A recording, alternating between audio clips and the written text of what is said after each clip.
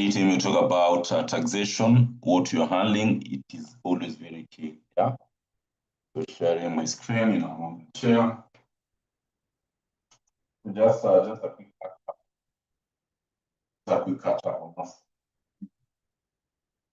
Just a quick what you're doing. A very quick catch up from what you're doing. And looking at our Bible. These are Bible, yeah, basic instruction before passing tax. Okay. So we say that we will be looking at these elements just to remind ourselves. I'll never stop doing this. Number one, we talked about, of course, understanding the concept of taxable and non-taxable incomes. Taxable and non-taxable incomes here. And number two, we talked about allowable and non-allowable expenses. Allowable and non-allowable expenses. Key important element. Chapter 2 of our Bible, we said taxation of our investments income. Taxation of our investments income. Taxation of investment income. That was chapter 2 for our Bible. And in this case, under investment income, we say we'll be looking at two elements. That is dividends. And I talked about the interest income here. Dividends income and interest income. Chapter 3 of our Bible, we said it will be important for us to be able to understand when dealing with tax, what are the approaches that we need to prepare or to use. So looking at the approaches of preparing, looking at approaches, of course, of computing our taxable income, approaches of computing our taxable income. Under these approaches, we said we will about the two approaches which will include. Number one, that should be the gross profit approach. Gross profit approach and when to use it. Number two, we will be having, of course, reported profit approach and when to use it. It is also under the approaches that we'll be looking at some of other key elements like when we overstate our maybe opening stock, when we overstate our closing stock, what will be the impact? Still under the same case, you can also talk about the aspect of maybe incomplete records. If at all you're given incomplete, how do you always go about it? So chapter 4 of our Bible here, this element, which is part of our chapter or topic that we'll be covering, is the capital allowances. And of course, the aspect of VAT. And the most beautiful part is that this concept will affect us in all spheres of taxation, from ATD, intermediate, advanced taxation, PDA, and even in practice. All these elements, they are always common. They are common in all spheres, from ATD all the way to PDA, to the time that you're going to do this in practice. So this is important to note. So far, I think we've cleared chapter 1 of our Bible, and also the other time we cleared chapter 2 of our Bible. That was understanding the dividends income and interest income as well. So our focus today, I want us to dive deep into the approaches, and there are some other few elements in here that we'll also be looking at. And if time will allow, we can just have a glimpse of capital allowance if time will allow. Our session plan is at least 1.5 hours we should be through. So with this time, we'll try to look at maximum concepts as possible. So chapter 3 of our Bible, approaches of computing our taxable income, and it will also be very important for us to be able to understand when are we supposed to use these approaches. At what time are we supposed to use the approaches given?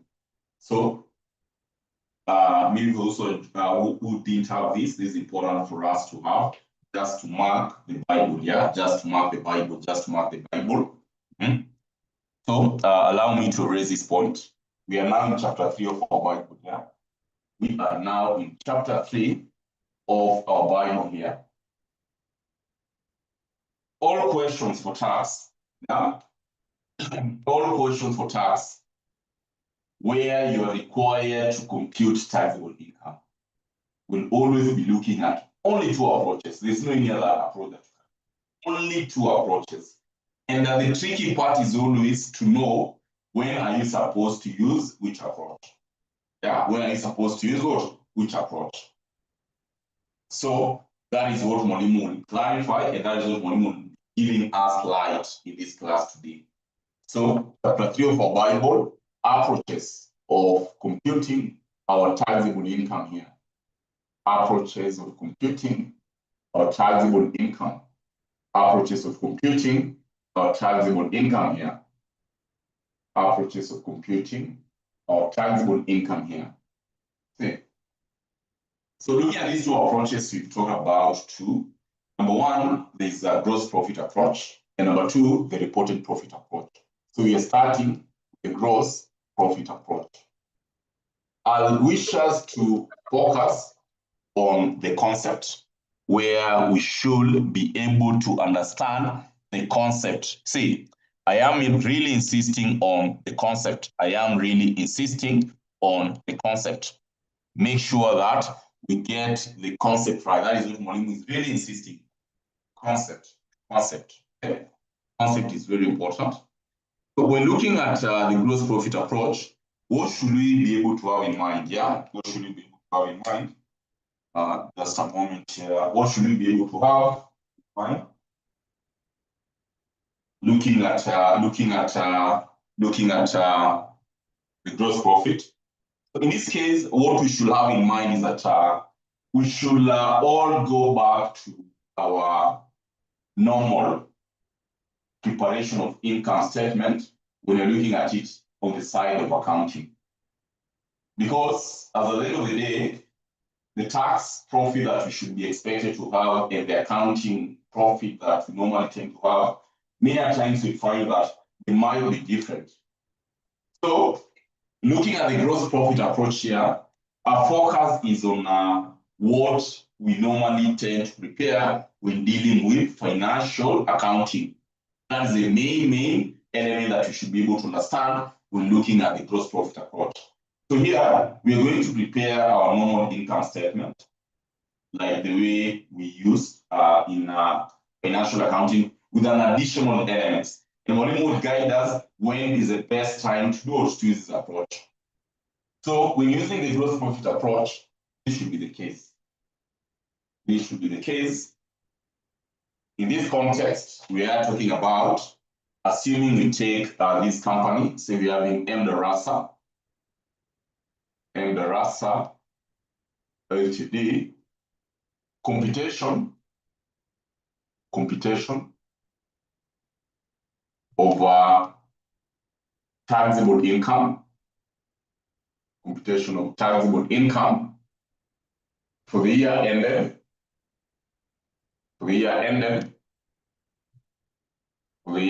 of course, 31st December, say 2025. The year ended at 31st December 2025. So this is what you're having. And by the way, for your information, you realize that when dealing with tax, title is also very important. Never start your computation without a title. Never start your computation without a title. So make sure that anytime we are dealing with questions for taxation and you're required to prepare a statement, Mwalimu is insisting on the title. As I've always told you guys, exams is always about the seduction process. You seduce this person is much. Give him a very good impression to the point that even if at all you make a mistake, you won't overlook, you won't kind of be very angry with a small mistake. So, aspect of presentation. Presentation is very key. So we have our title there. Emirasa Limited Computation of Taxable Income for the year ended at 1st December 2025. That is key. We are considering our normal aspect of preparing, of course, preparing our income statement. I'm feeling my pen, I feel here. We are preparing the normal way of our financial accounting, and therefore we'll be required to have, number one, the gross profit. Gross profit, where the gross profit, of course, will arrive by taking, of course, our sales. So make sure you have our currency. Yeah. So we have our sales. We have our sales at this point. We have our sales at that point. We have our cost of sales. We have cost of sales. Important. We have it at this point here. So that as at the end of the day, this would give us our gross profit. This will give us our gross profit. So these are where we are starting from. These are where we are starting from. So we have number one, sales, cost of sales, then we have our gross profit.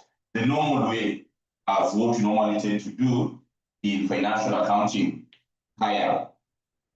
There is incomes, of course, that the company will have earned during the period. Like, for example, what? Discounts received. Discount received. Reduction in provision for specific bad debts. For specific bad debts. We have foreign exchange gain. We are about what? Realized. Important to note. See. So these are key elements. These are key elements to note. We have the discount received. We have reduction in provision for an that is for specific provision for specific bad debts. We have foreign exchange gain, or these are realized foreign exchange gain. In our first chapter, and I believe that document you still have it, Molimu clearly talks about reduction in provision. We talked about it clearly there. So as at the end of the day here, we have our income. We have our income. Now, at this point, what do we consider allowable expenses? I believe you still have that document. If at all you don't have that document, raise your hand. Someone will share. If at all you don't have that document, the first chapter of our Bible, the first chapter had taxable and taxable, allowable and allowable. If at all you don't have that document, raise your hand. Someone will share. Allowable expenses. Allowable expenses. Imagine what you're doing here. You just want to copy paste. We just want to copy paste all the things that we had in that document. So you're not going to copy all. You're not going to copy all. So we are not going to copy all. According to our Bible, chapter 1 of our Bible, the document that Mwalimu shared with us, we have all the time. Where in this context, of course, we'll be having bad debts. Someone to help Mwalimu to reshare the document in the chat. Someone can help Mwalimu to share the document. It will be shared in the group as well. So we have bad debts relief, or rather than just bad debts. Number two, consider aspects of maybe capital allowances. Capital allowances here. So you see, we consider the aspect of bad debts. We have capital allowances. We can talk the normal business expenses like salaries and wages here. See, salaries and wages. We have these elements. Number two, of course, you can consider the aspect to do with legal expenses, specifically maybe ones that we mentioned them to be allowed, like for debt collection. See, because remember, we also have legal expenses, which are non-allowable expenses. So what we are talking about here, these are legal expenses that are allowable expenses. We have the legal expenses. We can talk about maybe aspect of electricity, see, and all these other normal expenses that we normally tend to have. Electricity and water, and all these other normal expenses that you normally tend to do, incur. So that as at the end of the day, taking all allowable expenses, all that you can have, list all allowable expenses that you can have. We have so many. We have so many. We have so many. We have so many. We have so many items there, which in this case, of course, I know someone here. Thanks, JJ, for sharing the document. Yeah, share the document. Thank you so much. In this case, of course, we'll be having all the allowable expenses that you can have. The community sana, we have a lot of them here. So you put all these allowable expenses. You put all the allowable expenses. So that as at the end of the day, whatever that you're going to get here would be our business income. Whatever that you're going to get here would be our business income. See, so we have it at this point. So take this to be our A and this to be our B here. So that as at the end of the day, what you'll be having here, we'll be having what? Our business income. See, business income here. We have our business income at this point. We have our business income at this point here. Come and add other taxable incomes. Add back, or not adding back, but just add other taxable incomes. Other taxable incomes here. Like what? I have invested. I'm earning, in this case, maybe I have a rental income that you're earning somewhere. So you take your rental income.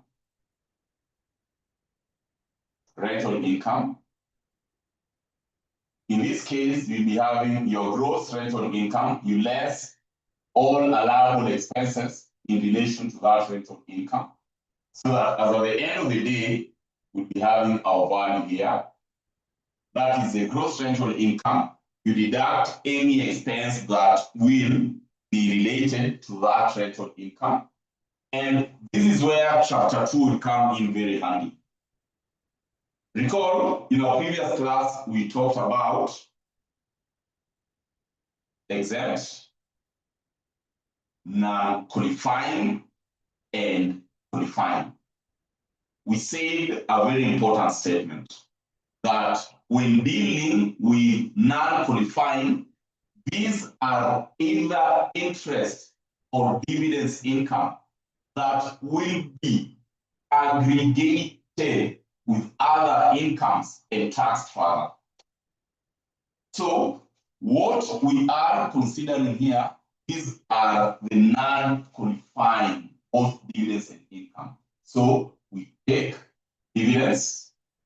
Whatever that you're considering here is non-qualifying. Non-qualifying, very important. Interest. Whatever that you're considering here is non-qualifying. Non-qualifying, very important note. Non-qualifying is what you're considering at this point. And non-qualifying, all of them, you're taking them to be gross. These are the gross values that you are considering.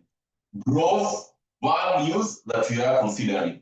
That is important to note. How any other income that you could be having, like talk about royalties, probably, if at all you're having any royalties income. So that as at the end of the day, my good students, if we were to determine our taxable income, total taxable income, we will be having our values at that point. Total taxable incomes, we'll be having our values at this point. That is to say, we have our business income, we add all other incomes.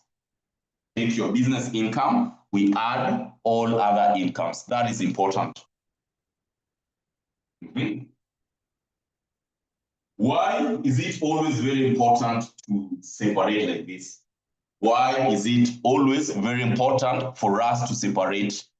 Because you might get a loss in business income. And maybe the other incomes, you're having something to tax.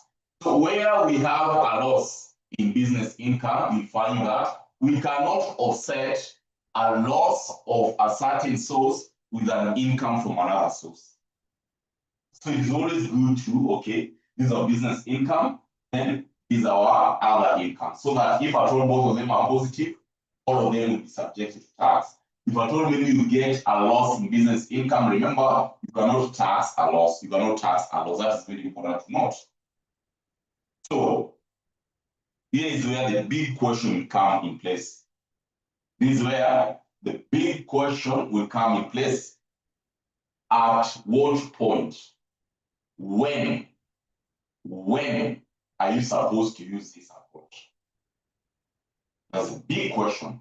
When are we supposed to use this approach? And this is what we need to know. Anytime that you've seen a question being asked, in this case, I can give you a challenge. Go to your past papers questions. This includes BPA. A question was stated last semester, the other semester. Go to your questions, past papers questions. Look at how the required is framed. You will always be asked, determine either adjusted taxable or determine or compute the taxable income. So this is a secret that Mwalimu would want to give us here. At all times, when are you supposed to use the gross profit approach? When are you supposed to use the gross profit approach? At all times, when you've seen the required here, maybe you're asked, determine or compute the taxable income. Determine or compute the taxable income for the year ended. Determine or compute the taxable income for the year ended, the period that you're given there, XXXX. Key element is determine the taxable income. And you're not given any further instruction.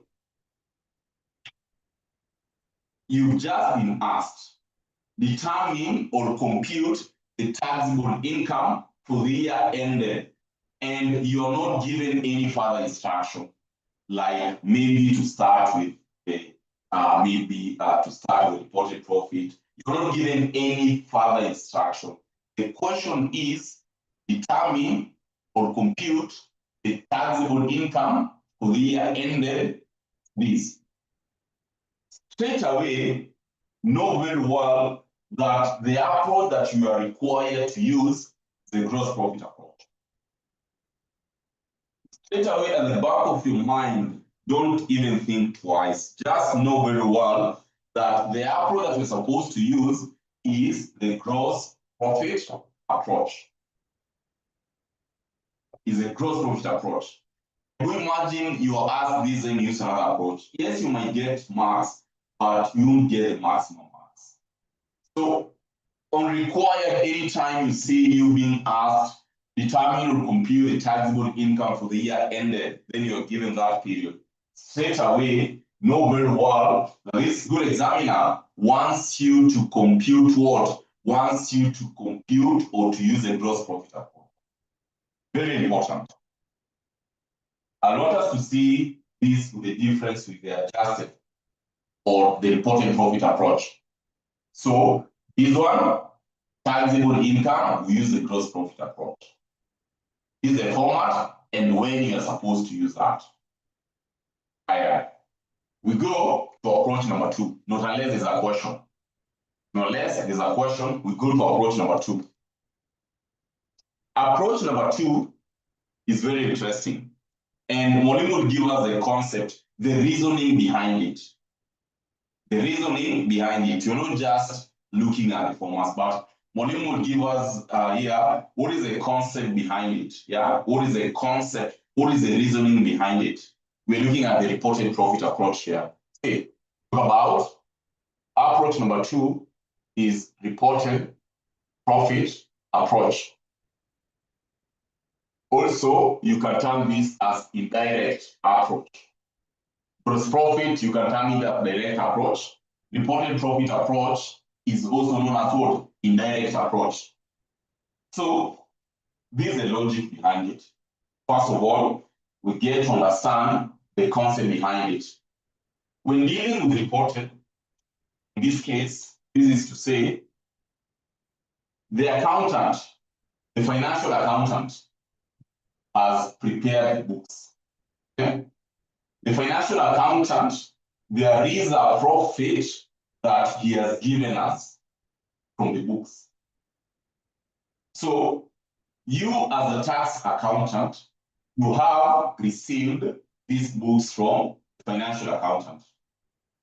So what will happen is that at this point, there are the expenses that the financial accountant have taken into consideration, which we don't identify them in tax. We don't recognize them in tax. There are some incomes that the financial accountant had taken into consideration while preparing this profit. In tax, we don't recognize these incomes. So there you are as a tax accountant. What are you supposed to do? You are supposed to correct the profit that the financial accountant has given us to match what we want for tax purposes. And that's why you're doing about what? Adjusting, or talk about the aspect of reported profit approach, in this case, whereby we'll be adjusting our income. So this is the title. And you realize that there will be a difference here. So we will be required to prepare. Here, talk about, of course, Rasa Limited and the Rasa Ltd. Computation of adjusted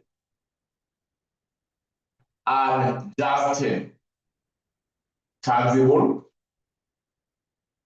income for the year ended,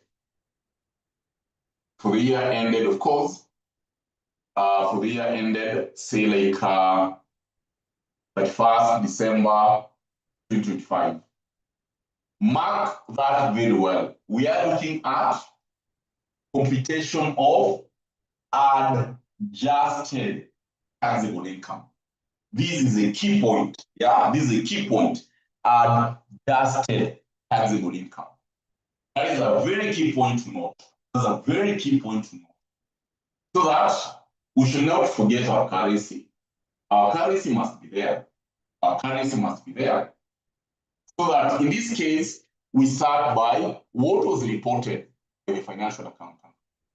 Reported profit. Or you can be given net profit. It can be loss as well. Okay. This is what has been presented by the financial accountant. This is what has been presented. We are looking at it in tax. For us to arrive at this figure, there could be expenses that this accountant took into consideration and we don't recognize them in tax. We don't recognize them in tax. So if at all these expenses have been taken into consideration, they have an impact on this profit that we have. So which impact will it be having in this profit? These are expenses. It means that they reduced this profit. They reduced this profit. So what are we supposed to do? We need to add back. And that's why you normally tend to talk about add back non-allowable expenses. At times, some people call it disallowable. Add back non-allowable expense. What are these expenses that we don't recognize in tax? And they were considered in arriving at this profit. These are the items that we need to note, we need to take into consideration. For example, we have depreciation. We don't recognize depreciation in tax. We don't recognize depreciation in tax, and the financial accountant had taken it into consideration. We have it there. In this case, probably we have general provision for bad debts.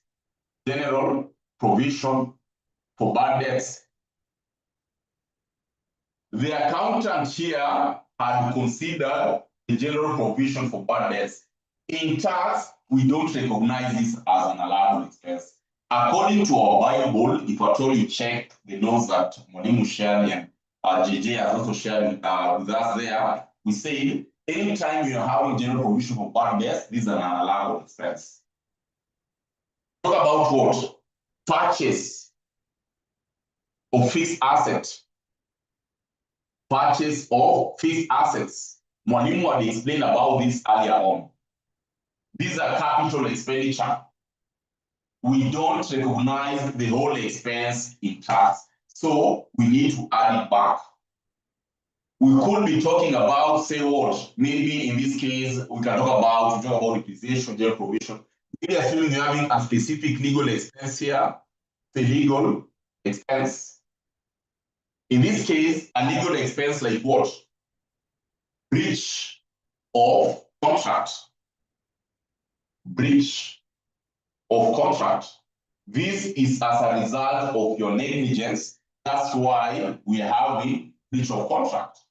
In this case, such a legal expense, we don't recognize it there. Talk about loss on disposal. Loss on disposal of fixed asset here. Loss on disposal, we don't recognize it here. We don't recognize it in taxation. Loss on disposal, we don't recognize it in tax. So we have to consider it at that point. And all other non-allowable expenses that we listed. All other non-allowable expenses that we listed, we have to take into consideration. We have to have them there. All other non-allowable expenses that Mwalimu gave us, tuoneshe pale. After that, we come and consider what? We less the following items. Number one, less allowable expenses that were then considered in aspect of accounting, like about capital allowances. Capital allowance. Remember, these are an allowable expense that was not considered in financial accounting. Wamefanya nini? Kuja ondoa hapa. There are these incomes. There are these incomes that are not recognized in tax, but maybe they were considered in financial accounting. So again, you come less non-taxable incomes here. You come in less non-taxable incomes here. Non-taxable incomes. The non-taxable incomes, these are incomes that they were recognized in financial accounting, but for tax purposes, we don't recognize them. So you come and have them here as well. Non-taxable incomes here. Okay. For example, you have what? You have dividends. Dividends here, either qualifying or exempt. You have interest here, either qualifying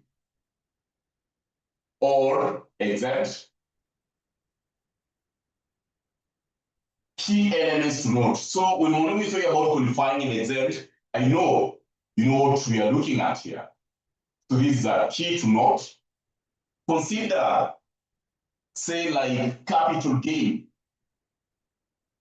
capital gain here. Capital gain. Consider a capital gain. Remember, capital gain will come in play whereby I have transferred a property, and on this transfer, I have earned something. I have earned a profit. So such gain will attract 15% tax, which is always good, a final tax. So therefore, in this context for tax, if at all the financial accountant had included, and remember, what is the logic behind us deducting it? The logic behind us deducting this, it is because it had increased this profit. It had increased this profit. And this is what you are adjusting. This is what you want to adjust here. See, so you have to gain. Other critical statement that Molim wants to make here, and I want us to get it very right. Another critical statement that Molim wants to share here, and I want us to get it right, is this. You might be given a qualifying interest or a non-qualifying either interest or dividends, but it is net. You can be told into bracket, you're having net value. See, we have either dividends or interest here, which is net. Let me have your blue pen, which is net value net. Ukipatiwa gross achana nayo, that was okay. But if at all there's an element of net, worry about net. And focus here is that we have to output non-qualifying here. See, non-qualifying. And you are given net non-qualifying here. Non-qualifying. And you're given a net value. Kindly come and deduct it here first of all. Have it among the items that you're going to deduct. Underline the word you are given net. That's what I'm really insisting on. You are given net. You are given net. I've said it twice. So that if at all it is net and non-qualifying, kindly come and put it here. So that as at the end of the day, when we are determining our non-taxable income, we sum them all together. We sum them all together here. Sum all of these together. And as at the end of the day, we do what? We deduct. So what you are having here, we have, assuming this one is our A, this one is our B, this one is our C, this one is our D. Determining our business income, determining our business income here, we are going to have A plus B minus C minus D. We have our income at that point. We have our income at that point. Then what else are we going to do here? We add other taxable incomes. Add other taxable incomes here. See, add other taxable incomes. Very important. Add other taxable incomes. Add other taxable incomes. Like what? Very confidently, come and add now the dividends or simply the interest here, dividends or interest. You add gross. See, you add, see this item here, this specific item here, you're given net. So net, you are deducting it. So what you're adding back, you add the dividends or interest. This is gross value, 100% of it. Recall, these are non-qualifying. These are non-qualifying. These are non-qualifying. So you add the gross value here. You add the gross value at that point. So that as at the end of the day, what we'll be looking at, we are looking at adjusted total, adjusted taxable income. Total adjusted taxable income. Total adjusted taxable income. This is what you are looking at here. So anytime we are to consider the reported profit approach, make sure that this approach is at the back of our mind. Reported profit approach. Make sure this approach is at the back of our mind. Very important to note.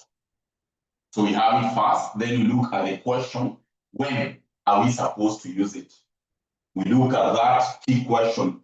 Then when are we supposed to use this approach?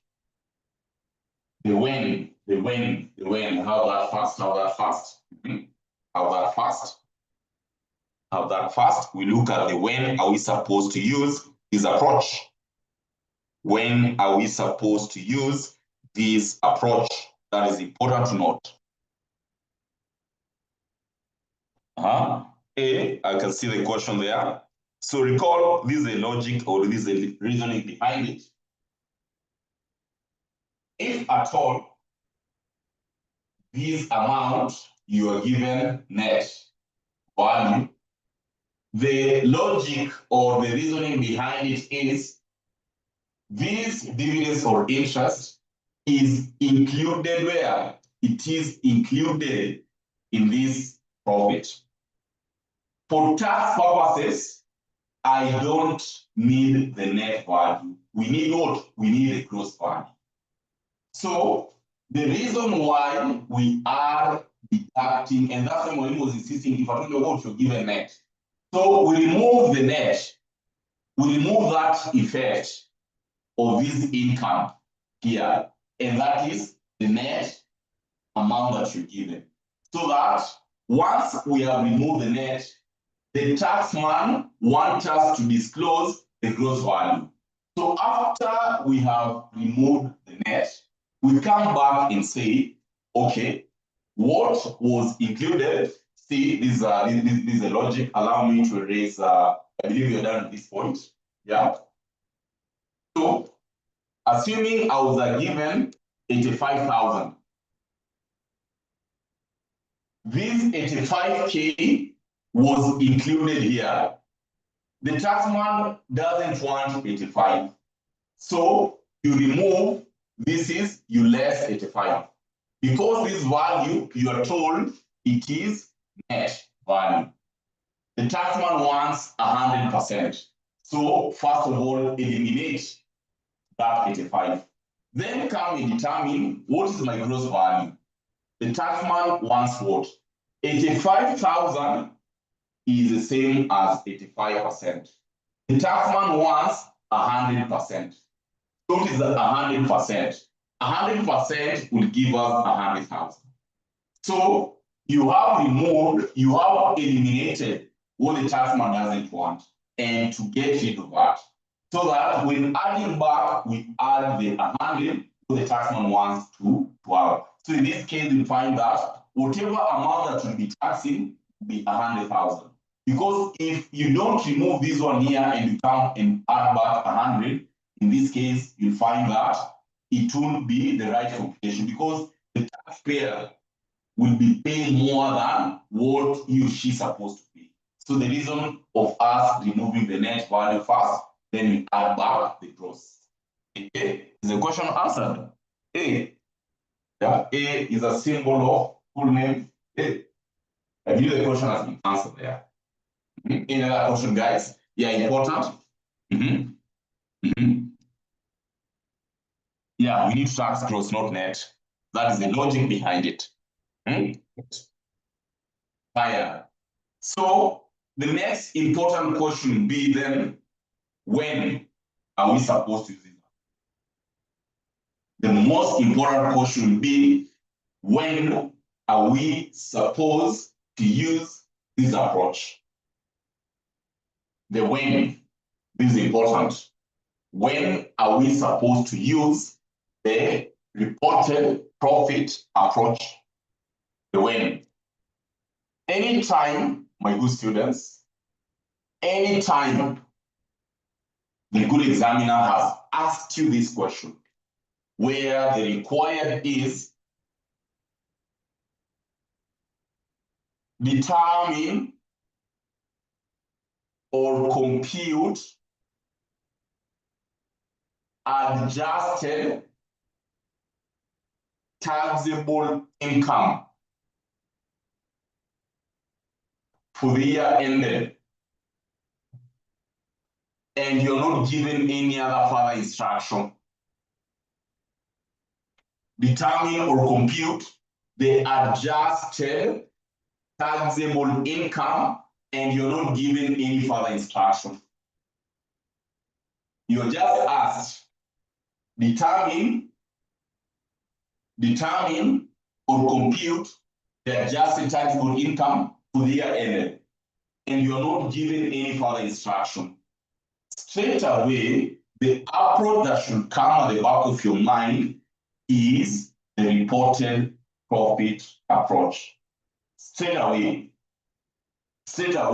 the approach that should come at the back of your mind is the reported profit approach. You are asked, determine or compute the adjusted taxable income for the year ended,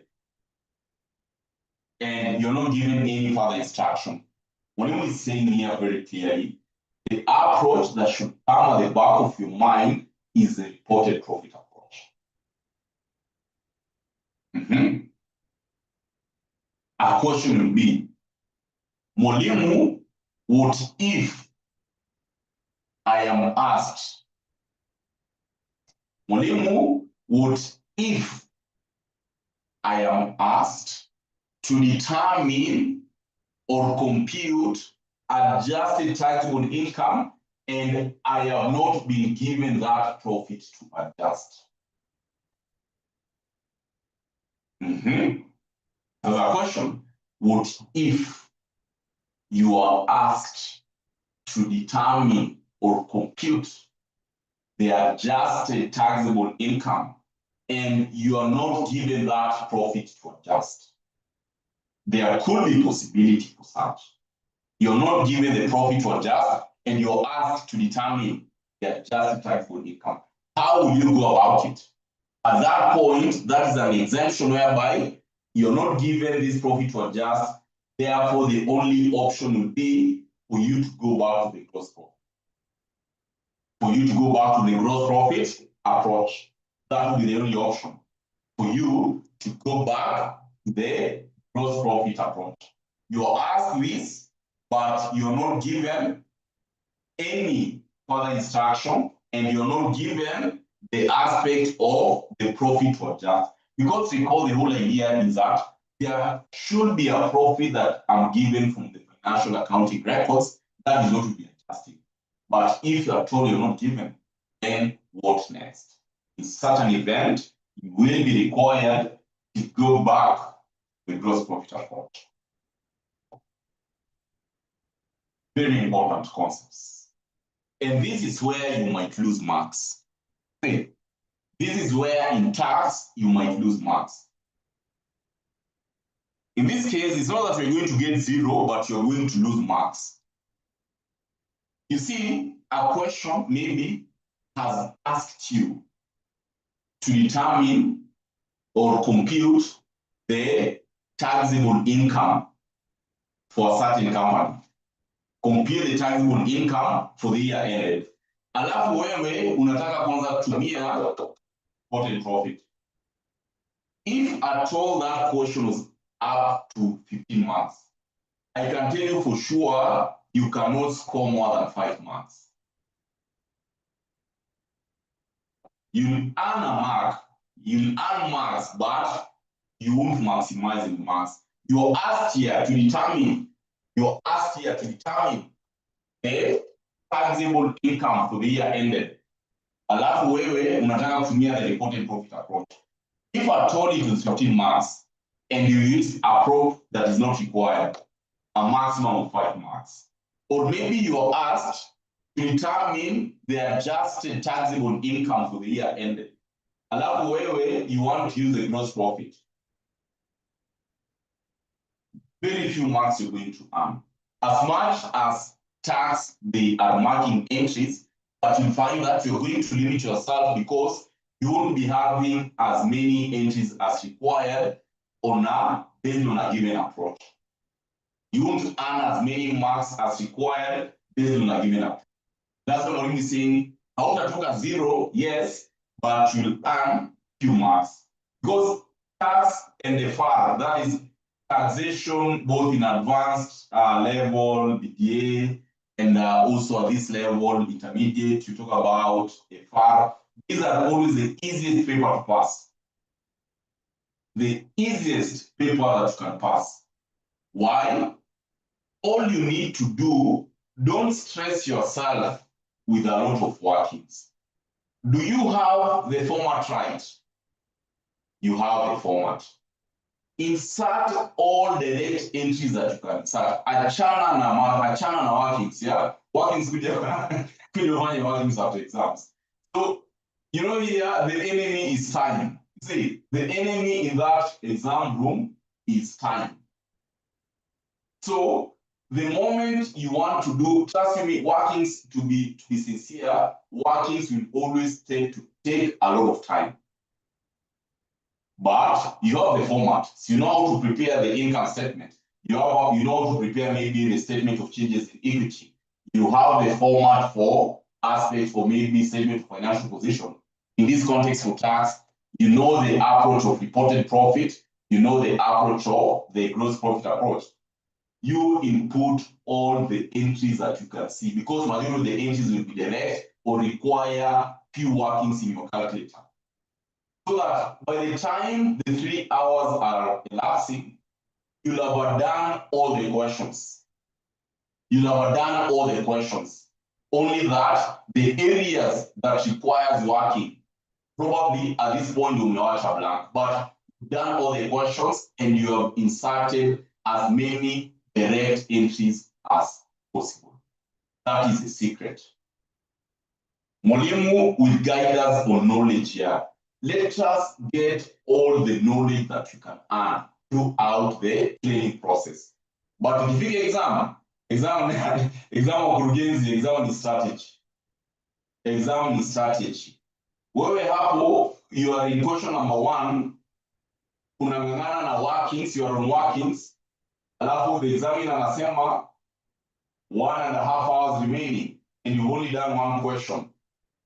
Hapo ndo kale kajasho kama mvua kanaanza kutoka, yeah? Hata kama mvua inanyesha, utaona unaanza kusweta hapa, yeah? Mvua inaanza kutoa jasho. Dotted sweats kwa mvua, yeah? Because once ukiona hiyo jasho kwa mvua ukiwa example, yeah? Kwisha kabisa. So to avoid those sweats, yeah? You have a very good strategy.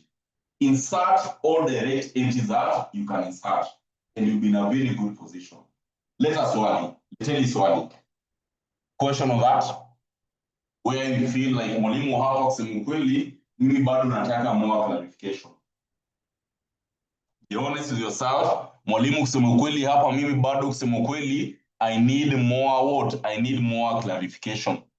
Mwalimu is here to help. Mwalimu hapa bado mimi nataka clarification. Yes. So this was chapter number 3 in our Bible. Very important. chapter number 3 in our Bible here. Then the next element would be they are some of the concepts that will always tend to be given.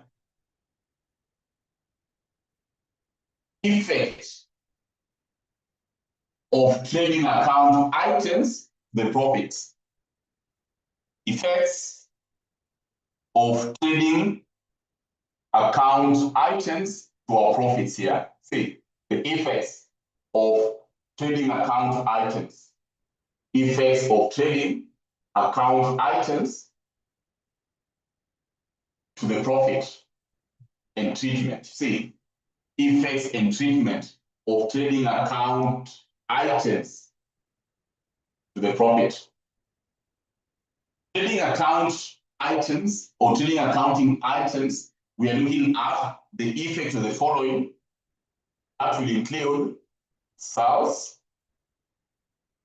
inventories, and purchases. See, the effect of sales, inventories, and purchases to our profit, and how are we supposed to treat them?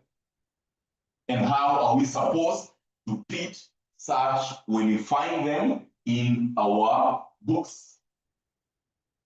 Very common, you'll always be given this as additional information items. So the big question will be, how are we supposed to treat these items? So looking at the effects and treatment of trading accounting items to the profit here.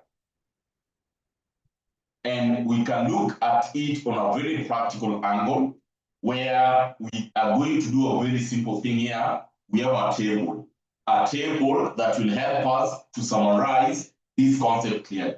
A table that will help us to summarize these concepts clearly. So this is what we're looking at. We have our table here. We can have our items, considering the items that we are looking at this point. We have, of course, the effect of these items in our profit. So about items, we have the effect in the profit. Effect on the profit. Effect on the profit. And the treatment here. The treatment. Or simply correction here. See, correction. So looking at these items, effect on the profit and the treatment or correction of these items. Correction. If I told you having it, how will it affect our profit and how are we going to treat the same? And this, remember, this also is very practical. Yeah, this also is very, very practical. This also is very, very practical. So the items, consider, we start with these items of inventory. We have, in the event that there is an overstatement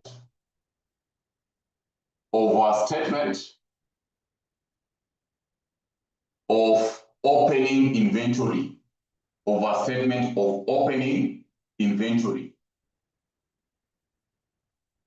We have understatement of opening inventory, understatement of opening inventory. We have overstatement of purchases, overstatement of purchases. We have understatement of purchases, understatement of purchases. We have, of course, overstatement of closing inventory, understatement of closing inventory. We have overstatement of sales, overstatement of sales. We have understatement of sales, understatement of sales. We have these items here. We have these items here, which you can have them. We have these items here, which you can have them there. So we want to look at the effect in our profit and how are we going to treat the same? How are we going to treat the same? That is important to note. That is very, very important to note. Very, very, very important to note. Very, very important to note. Very, very important to note. So we have it there. We have it there. We have it there. Have it fast so that we can analyze it. And give us with a statement or look at it in terms of a scenario so that we can be able to understand it clearly. We look at it in terms of a scenario so that we can be able to get it right. I believe you are through with that. This is a case, my good students. Take, for example, is one, this is the correct value. Okay. Sales 2 million. And our cost of sales, we have the following. That takes like 5 million. Say, for example, we have 5 million. Opening inventory, we have say like 2 million. Purchases here, we have say like 2 million. Opening or closing inventory here, we have say like 1 million. See? So that this is the correct value. This will give us, of course, 4,3. So my cost of sales, I'll be having here a value of 3 million. And therefore, my profit, we should be talking about profit, we should be talking about 2 million. Because we are having 5 million minus 3 million. 5 million minus 3 million. This is case one. I want us to look at the impact now. I want us to look at the impact now. I want us to look at the impact now. The impact now. Case two, overstate opening inventory. Overstate opening inventory. Case two, overstate opening inventory. Meaning that all these other values will be the same. 5 million, but opening inventory, instead of us having 2 million, maybe there was a VAT on opening inventory. We have 3 million. All these other values will just be the same. All these other values will just be the same here. Okay. Overstate opening inventory. That will give us 5 million. In this case, of course, this would give us 4 million. And therefore, my profit here, I'll be talking about 1 million.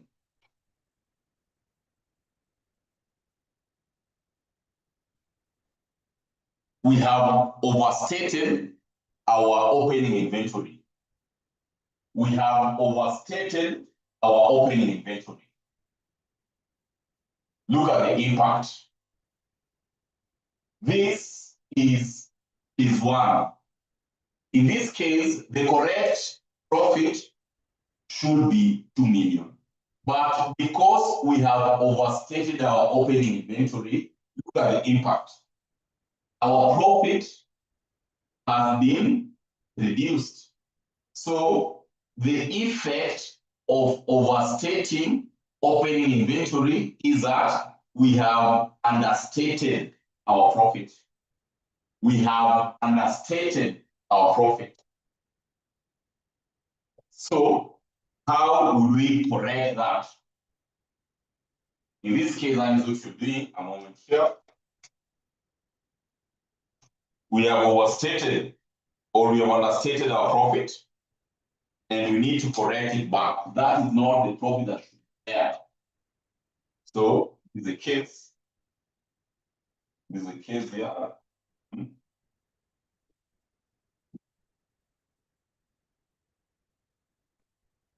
We have it here.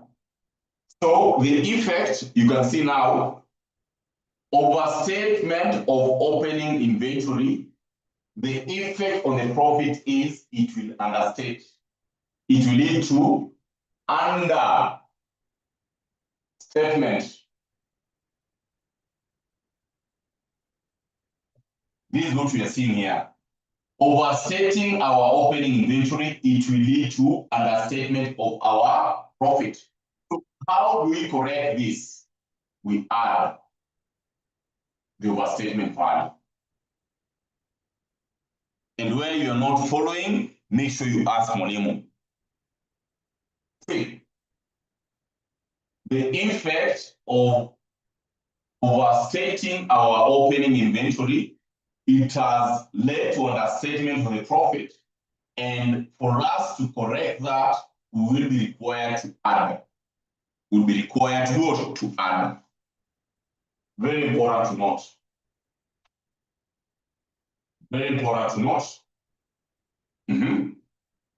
What about if we understated our opening inventory? What if we had understated our opening inventory? Instead of us having the correct value of 2 million, maybe we understate our opening inventory. So you realize that this case will give us 3, that should give us 2 million. Therefore, talking about 5 minus 2 will give us 3 million. So look at the impact. Understatement of opening inventory, it will overstate our profit.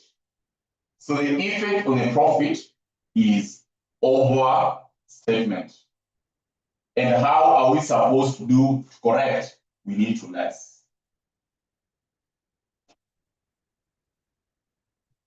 And this concept will apply to all the rest here. So overstatement of purchases, it will lead to understatement. To correct, we need to add.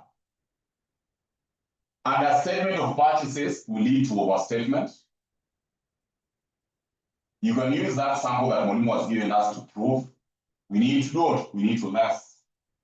Overstatement of closing inventory will lead to overstatement of profit. So we require to less to correct. Understatement will lead to understatement here. So we'll be required to add back. We have, of course, overstatement of sales. This will lead to overstatement, of course. We need to less. And understatement will lead to understatement here, which will be required to add. If I were you, these notes, I would have saved them on my Gmail, yeah, and I put favorite. I'll save this in my Gmail, then I put favorite. Because this concept will affect you till you clear CPA. This concept that we just looked at this point, it will affect us till we clear our CPA. Till we clear our CPA. It will affect us till we clear our CPA. That one I can tell you for sure. Very, very important. Very, very, very important. Very, very, very important at all times.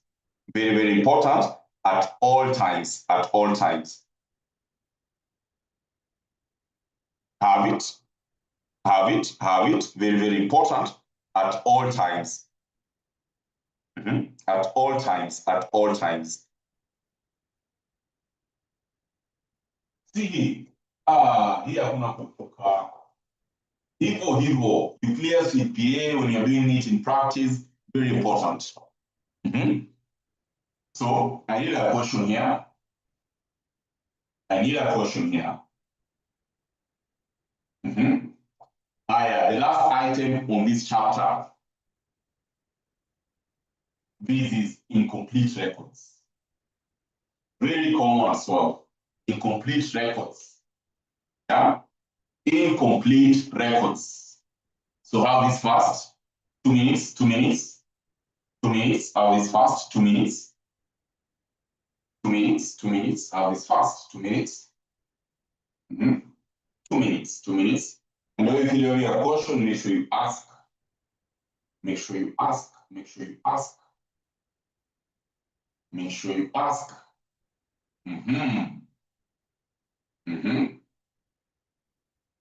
I believe you're done. I believe you're done. I believe you're done. So Mwalimu will erase this one.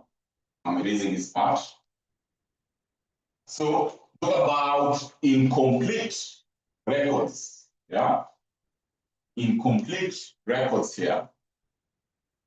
These are some of the basics, as Mwalimu is saying, the Bible that you should be having in our fingertips. So here comes incomplete records. Here comes incomplete records. Bro, listen, Mwalimu, kwani pia kuna incomplete records in taxation? Yes, we have. Very important. Very, very important. Very, very important. Incomplete records. Very, very important. At what point you do have incomplete records? These are situations whereby the taxpayer is not maintaining proper books. See, this is where the taxpayer is not maintaining proper books. And later on, for those who are doing advanced, for those who are doing advanced, you'll find that we'll be dealing with the concept of tax investigation. So majorly, these are where the sweetness always comes in.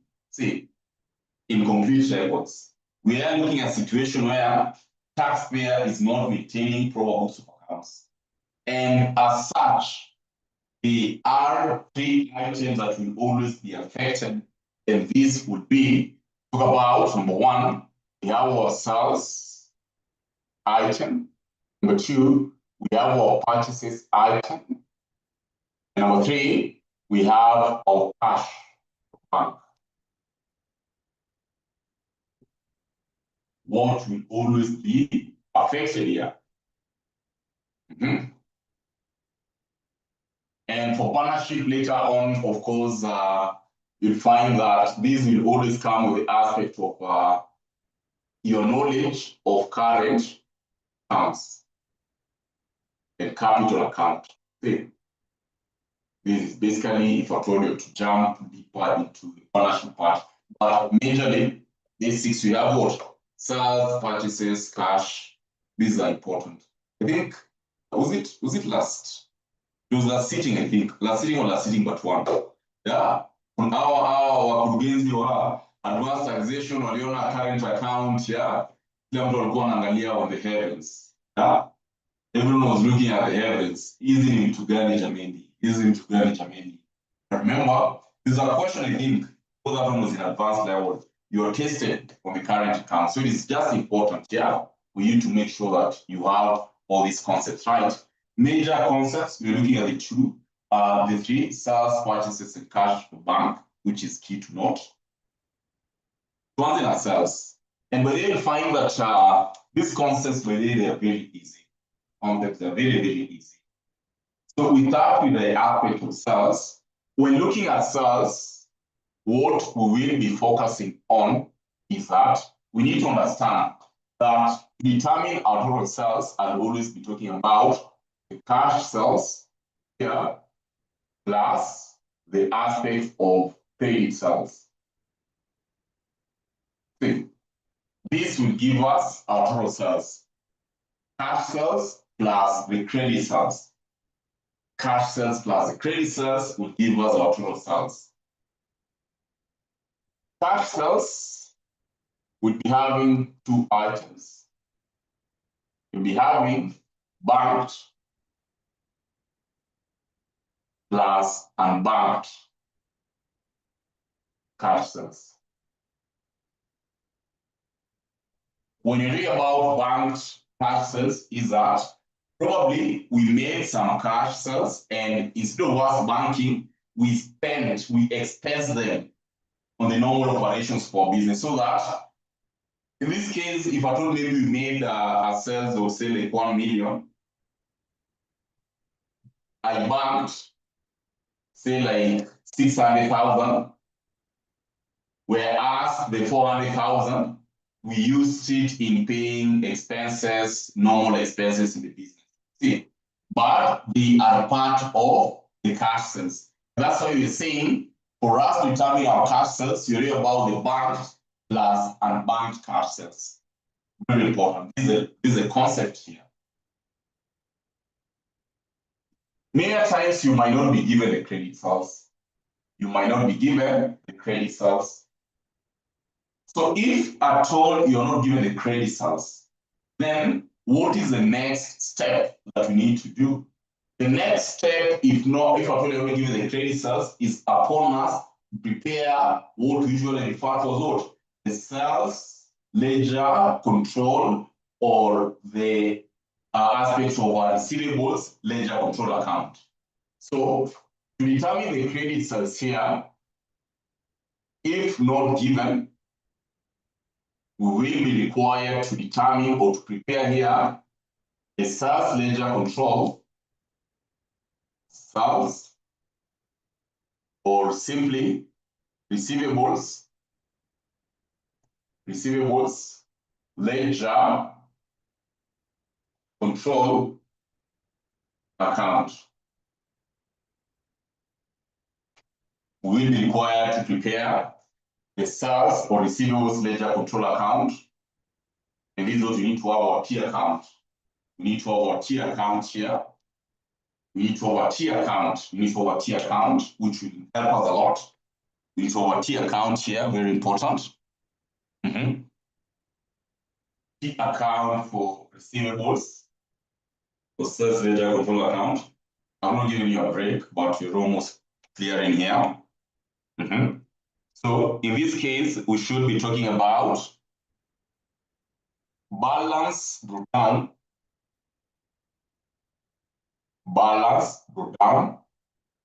which ideally these are debtors balances.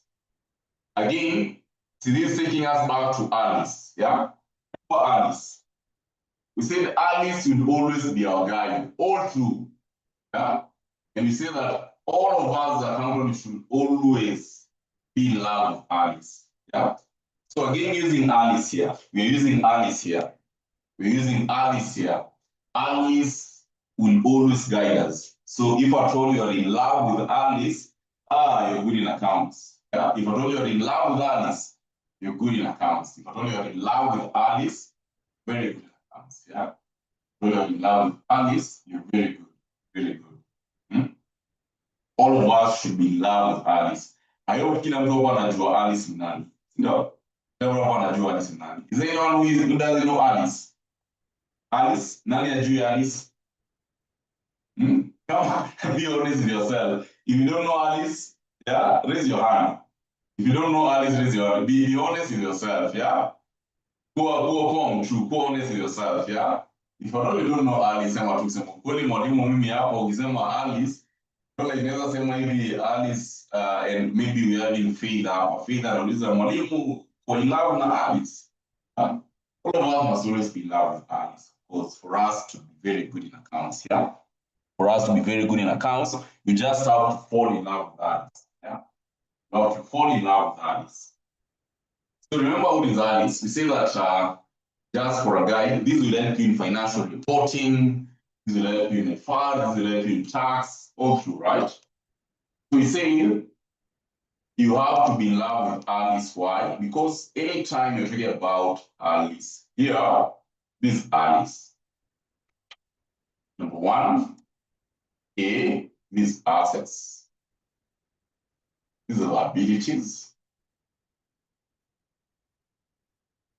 These are talk about income here.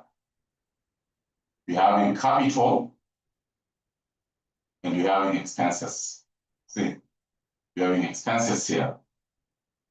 So that Alice will tell us that the normal balances, number one, normal balances, normal balance, and whenever they have normal balances, ideally we're looking at basically, see. So normal balance, in this case, you'll find that having debit and credit point here. So Alice will tell us all normal balances will be on the debit side for assets. All normal balances for liabilities will always be on the credit side. All normal balance for income on the credit side. All the normal balances for capital on the credit side. All normal balances for expenses on the debit side. These are normal balances, yeah? These are normal balances. Alice will also tell us that at any given point in time, whenever we're having either decrease, talk about decrease and increase here. I'll try to squeeze it. Alice will tell us that at any given point in time, when my assets are decreasing, yeah, anytime when my assets are to decrease, they have to be debited. That is not debited, but credited. Yeah, that is anytime our assets are decreasing, we credit. Anytime our assets are decreasing, we credit. Anytime our assets are increasing, we debit. Alice will tell us that anytime our liabilities are decreasing, we do what? Debit. Anytime our liabilities are increasing, credit. Alice will also tell us whenever my income is decreasing, I need to debit. And whenever my income is increasing, I need to credit. Capital, where our capital is decreasing, debit, and where our capital is increasing, we credit. Alice will tell us anytime you are having a decrease in expense, you credit. And anytime you are having an increase in expense, you debit. And this is all that accounting is made of. This is all that accounting is made of. Alice. That's why I normally tend to say, like, every accountant must always be in love with who? Alice. Every accountant must always be in love with Alice. Every accountant must always be in love with Alice. Every accountant must always be in love with Alice. Alice, Alice, Alice. So, in this context, looking at our sales or receivables ledger control account. So, those who are like, who is Alice? I believe that is clear now. Those who are like, now, Mwalimu, or later Alice, have Alice, Jamini. So, I believe that one now is clear. So, in our control accounts, these are debtors recall are our assets. And that's why the normal balances, we are having them in our debit side. See, normal balances, we're having them in our debit side. Look at anything that will have an impact of reducing our debtors. Anything that will have an impact of reducing our debtors. Like what? Maybe they pay us, so receipts from debtors. Receipts from debtors. Maybe we give them discounts. So discounts allowed. We have, say, like bad debts. We know very well that specific amounts will not be paid. we have, say, like return inwards, or simply here we're looking at the credit notes, so that in the end we'll be having, say, like balance carry down. These are debtors balances. Eventually, when we are to determine our creditors, we should be having maybe dishonored checks here. Dishonored checks. Hizi ndio checks mnasemanga what? Zimebounce, right? Dishonored checks, we return them back. Then the balancing figure will give us our credit sales. This should be our balancing figure here. This should be our balancing figure here. This should be our balancing figure. That should be our balancing figure. That should be our balancing figure. So these are our format for the sales ledger control account. This is a format for the sales ledger control account. See. So our focus will be in determining our credit sales. This is where our focus will be. Determination of the credit sales. That is where our focus will be. How to determine the credit sales. How to determine the credit sales. How to determine the credit sales. How to determine the credit sales. These are what you should be having. This is what you should be having. What you should be having. We have it. We have it. We have it. We have it there. We have it there.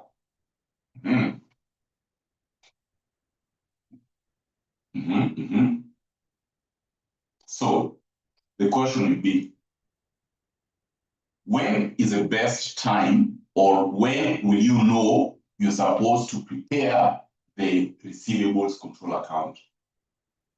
When or at what point will you know that you're supposed to prepare receivables control account? That is also a very important question. However, how additional information you're given, or how complicated the additional information given is, so long as you see the opening balances, when to use the sales ledger control account, regardless of the statements that you're given, when to use this, when. If at all you are given the opening balances, anytime you've seen opening balances, for debtors, at the back of your mind, just know that you might be required opening. These are opening and closing balances. See, opening and closing balances. Anytime you've seen opening and closing balances for debtors, at the back of your mind, just feel that you might be required to prepare the sales ledger control account. And mostly, if the situation you're given is incomplete. This can be in sole proprietorship, this can be in partnership, this can be in limited company. As across all forms of business. Very important. Very important. If you're having a question, this is the best time to ask. If you're having a question, this is the best time to ask. If you're having a question, this is the best time to ask. Very important. Very, very important. Now I'm seeing the charts, yeah? At least I can see JJ and with Lam now is Alice, yeah? We want me to for Alice, yeah? Alice. So how this is important, this is very, very important. It's important for us. No? Important for us. We go to the next stage. That should be the aspect of purchases. So Mwalimu is erasing here. Mwalimu is erasing here. So we go to We go to purchases. We go to purchases. Very important. Purchases. Again, like debtors or like sales, purchases will follow the same suit. So when we are analyzing our purchases, we will be required to understand that I'll be required to determine our cash purchases here plus our credit purchases. See, credit purchases here, credit purchases here, credit purchases here. So we'll be required to have this. That should be cash purchases and the credit purchases. And most of the time, we'll be given the cash purchases. Most of the time, we'll be given the cash purchases. So our task here will be for us to determine the credit purchases. Our task here will be for us to determine the credit purchases. The question is, how do you determine credit purchases? How do you determine the credit purchases? So we have this. Say, for example, maybe you hear about having this component, talk about purchases. Purchases, or simply payables control account, payables, ledger control accounts, payables, ledger control accounts here. See. So these are what you're looking at. These are what you're looking at. The format. Remember that this is a liability account. Yeah, payables, these are liability account. And according to Alice, you've seen, Alice will tell us that, you know what, normal balances for liability, we have them on the credit side. So we have, of course, balance brought down. In this case, we are looking at the payables. See, these are payables. We have it at that point. Also, Alice will tell us that, you know what, anytime we are reducing our payables, we have to debit. Anytime you are dealing with liabilities and action, debiting the same. So reducing, it means that we are paying our creditors payments. We could talk about, we've been given some discounts. So discounts received. We have return outwards. Okay. Very important. We have, of course, another key element here about balance carried down. These are the balances for payables.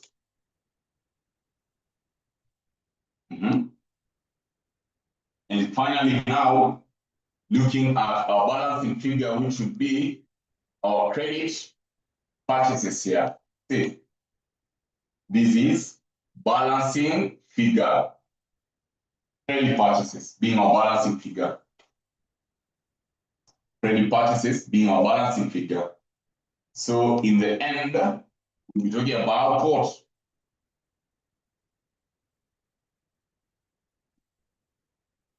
That is what we should be having.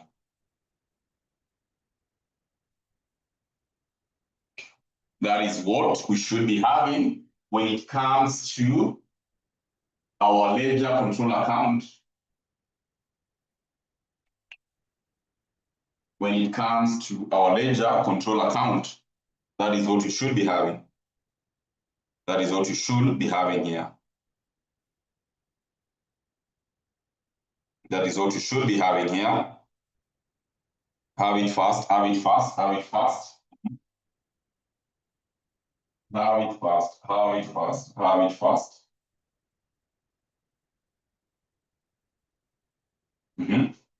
So have it, then look at the when. When are you supposed to use that?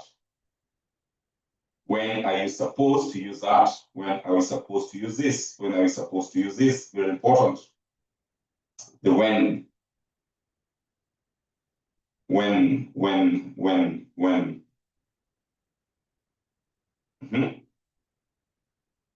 So the when will be when you are given the opening balances, when you are given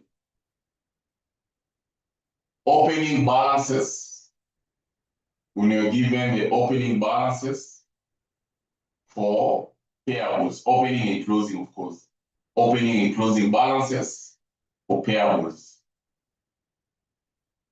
At that point, it will be important for you to understand that whatever that will be required to do here is to use this. See, very, very important for us to make sure that we have it in mind.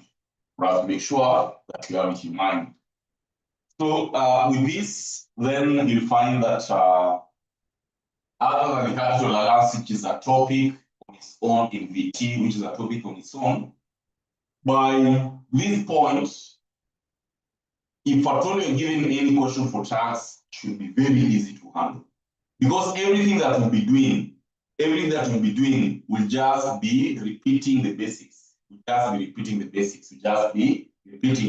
This is to say, from now, henceforth, any time that you get a question for tax, all the details Mwalimu was shared with us. All the details Mwalimu was shared with us. Now, unless there's a question. Any question? Great. So you guys have a very wonderful weekend. If at all there's no any question, you guys have a very wonderful weekend. Hope to see you.